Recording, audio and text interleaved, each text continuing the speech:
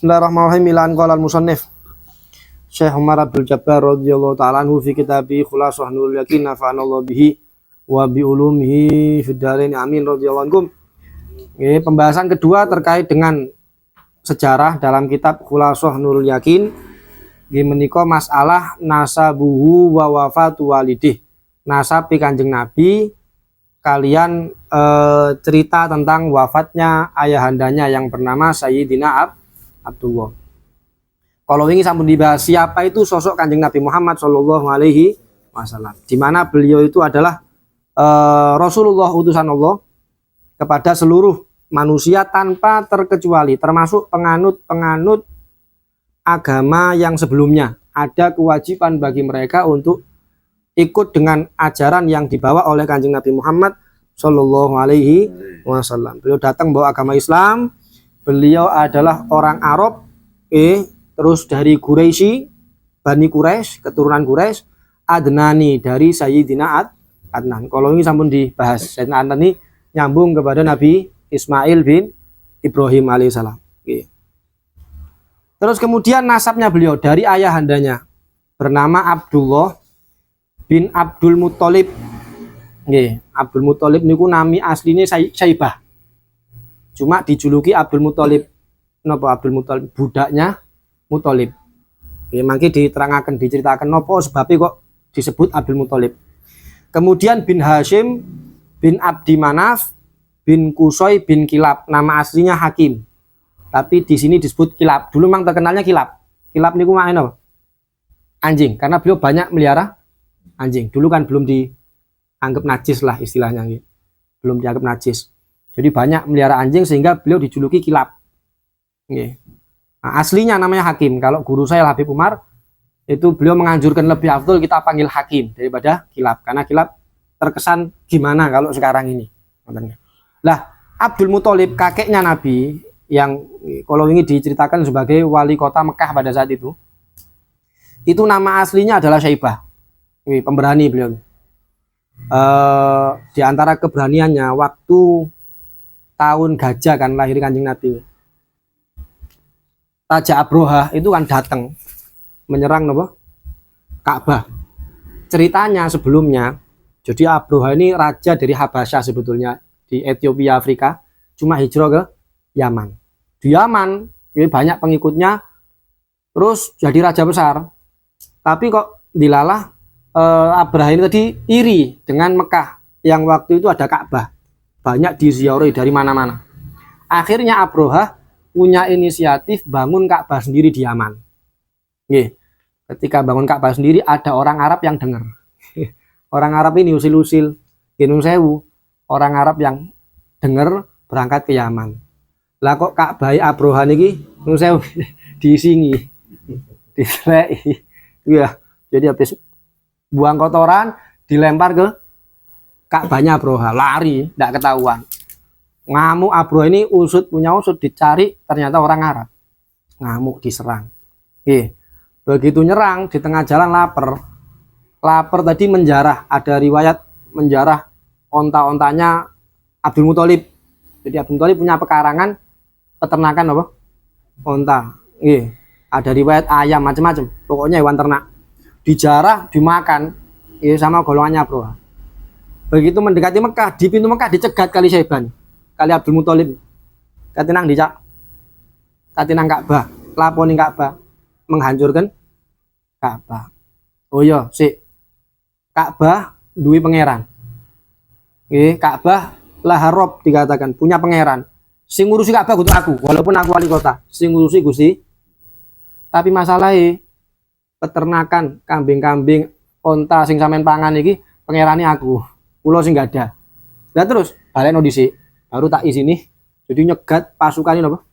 Abraha. Itu diantara keberaniannya Syaibah, Abdul Muthalib. Akhirnya dibalik baru masuk. Sebelum masuk si ini Syaibah niku pengumuman sebagai wali kota. Orang Mekah saya anjurkan yang tidak mau kena balak masuk rumah, karena bentar lagi balaknya Allah akan turun. Jadi keluarga Nabi, bapak-bapaknya itu sudah percaya sama Allah, cuma kan memang beda ajaran gitu. Dulu kan sama syariat Nabi kan beda.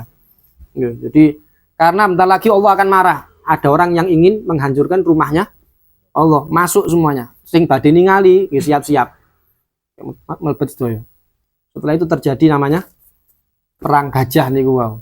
Nggih. Lah, Syaibah kenapa kok dinamakan Abdul Muthalib? Karena dulu waktu kecil jadi Hashim ini punya anak ngapunten, Abdul Manaf punya anak 2. Satunya namanya Hashim, kakeknya Nabi buyut berarti.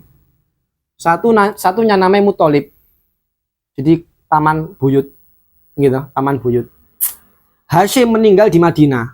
Dimakamkan di Madinah. Suatu saat Muthalib, saudaranya Hashim, ingin ngajak Syaibah ziarah ke Madinah. Jadi orang Arab dulu itu malah kenal ziarah sebetulnya. Nggih. Muthalib ngejak Syaibah ziarah ke Madinah, digonceng pakai onta. Pulang dari Madinah, belduken tok Syaibah, ganteng Syaibah itu. Karena belduken sama orang Arab dipanggil Abdul Muthalib. Budaknya Muthalib ini bukan namanya Hashim ini. Karena jelek, tidak lagi ganteng, sehingga dipanggil Abdul. Nah, terkenal sampai gedenya namanya Abdul Muthalib. Sebetulnya namanya Syaibah. Nah, ini nasabnya Nabi dari ayahandanya. Makin lengkapnya sampai Zainal Adnan kulo kirim teng WA. Kalau wingi kulo supe. Nggih. Terus ibundanya namanya Aminah binti Wahab bin Abdi Manaf bin Zuhro. Lah Zuhro ini kan kalau di Arab namanya orang laki-laki. Kalau di Jawa, di Indonesia namanya orang perempuan. Zuhro itu laki-laki. Bin Kilab juga bin Hakim. Jadi coro ditelusuri Siti Aminah ini masih bibinya sinten? Abdullah. Kan Abdullah itu bin Abdul Muthalib, Abdullah bin Abdul Muthalib bin Hashim bin Abdi Manaf bin Qusay bin Kilab atau bin Hakim 6. Sing Aminah binti Wahab bin Abdi Manaf bin Zuhro bin Kilab 5. Jadi ponakane. Nggih, ponakan tapi rodok tebih. Fatajtami umuhu ma'awalidi fi jadil khomis. Ibundanya ketemu nasabnya sama ayahandanya Nabi di kakeknya yang kelima yaitu Hakim atau Kilab tadi itu. Walaqatu fiya walidu wa fi batni ummih. Abdullah abahnya Nabi ini meninggal pada saat Rasulullah masih di dalam kandungan dalam riwayat umur 2 bulan Mas ya. Usianya Sayyidina Abdullah sendiri umur 18 tahun. Jadi menikah itu masih muda, meninggal juga masih muda. Nggih. Ini wa umruhu tsamani asyra, umur 18 tahun, wa dufina bil Madinah, makamnya juga ada di Madinah Sayyid Abdullah itu. Walam yatruk lahu syai'an minal mal, tidak menyisakan harta sedikit pun, enggak ada warisannya Nabi. Makanya kalau wingi sampun diceritakan termasuk bayi sing melas niku bayine Kanjeng Nabi. Makanya Siti Halimah awalnya terpaksa mengambil bayi Rasulullah Shallallahu alaihi wasallam. Wulida sallallahu alaihi wasallam, Kanjeng Nabi dilahirkan di Mekah Yaumal Itsnain, hari Senin. Tanggalnya Atsani Asyar min Rabiul Awal, 12 Rabiul Awal. Itu yang paling muktamad, yang paling kuat. Ada yang mengatakan tanggal 7. Ada yang mengatakan tanggal 8. Macam-macam riwayat. Nggih, makanya kita ini memperingati Maulid Nabi sebetulnya bukan malam 12 tok. Setiap saat kita boleh. Karena yang kita peringati bukan harinya tapi apa? Lahirnya. Bukan harinya tapi lahirnya. Kalau kita pengen tanggalnya tok, tanggalnya masih terjadi perbedaan pendapat. Nih, amal fil tahun gajah. Ini gua tahun gajah disebut karena terjadi di tahun itu peperangan gajah yang dibawa oleh Abraha. Nama gajahnya Abraha ini sini Mahmud. Bukan Mahmud. Nama gajahnya nama Abraha ini Mahmud. Wasumia amu wiladati amal fil, dinamakan tahun gajah karena Raja Habasyah waktu itu dikatakan arsala jaisan ila Mekah, mengutus tentara ke Mekah lihat mil Ka'bah, untuk menghancurkan Ka'bah. Di situ ada gajah yang besar ya, tapi sayangnya karena rumahnya Allah hancurkan tentaranya dengan burung-burung yang dikirim oleh Allah Subhanahu wa ta'ala. Ikroman li wiladatin Nabi sallallahu alaihi wasallam, karena memuliakan tahun kelahirannya Nabi. Jadi Nabi itu hebat bukan dari mulai diutus, tapi dari mulai sebelum lahir. Belum lahir itu Kanjeng Nabi. Tahunnya sudah dihormati. Makanya keliru lek wonten tiyang niku sanjange Kanjeng Nabi sik cilik kok rembes. Nggih. Sing rembes nggih wonge wayahe. Repot. Wa ardu'athu, yang menyusui beliau ada berapa orang? Nah niki mungkin kita baru dengar di sini, di antaranya Thuwaibah al-Aslamiyah yang pernah menyusui Kanjeng. Thuwaibah itu mantan budaknya Abu Lahab yang karena memberitakan kelahiran Nabi akhirnya dimerdekakan, bebaskan. Thuwaibah al-Aslamiyah pernah menyusui Nabi. Terus Halimah Sa'diyah yang terkenal. Kemudian ibundanya sendiri, Siti Aminah. Sampai Siti Halimah menyusui sampai umur 4 tahun. Oke, kalau ini diterangkan, diceritakan. 2 tahun dibalik no. Tapi Siti Halimah masih seneng sama bayi Kanjeng Nabi. Kulo tambah malih 2 tahun. Lu jangan saya. Kulo nyuwun. Awalnya ndak seneng terpaksa, tapi barokahnya Kanjeng Nabi kurang-kurang. Diminta lagi sampai Rasulullah umur 4 tahun. Di situ Siti Halimah banyak menyaksikan keajaiban dari Rasulullah Shallallahu Alaihi Wasallam.